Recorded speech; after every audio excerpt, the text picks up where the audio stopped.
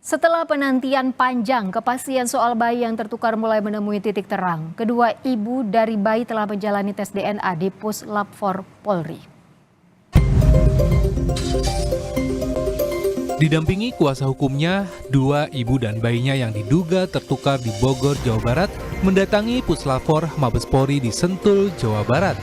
Dua ibu datang bersama suami dan bayinya untuk menjalani tes DNA silang. Tes ini dilakukan untuk memastikan ibu kandung dari kedua bayi tersebut.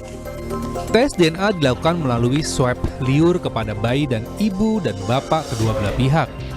Kuasa hukum Ibu S, Rusdi Rido menyebut jika hasil tes DNA akan segera diinformasikan pihak Puslap 4 Polri. Kediaman Ibu Siti menuju Puslap 4 Barreskrim Polri di Sentul.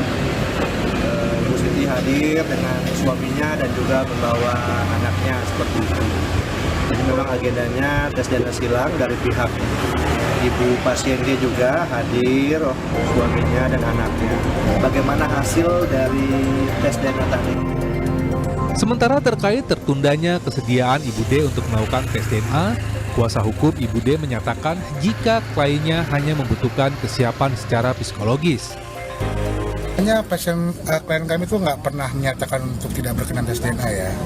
Untuk kejadian ini cukup heboh dan untuk psikolog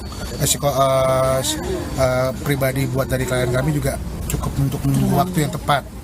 Intinya kayak gitu. Dan setelah kami rembuk dengan keluarga juga, akhirnya kami untuk hari ini tes DNA.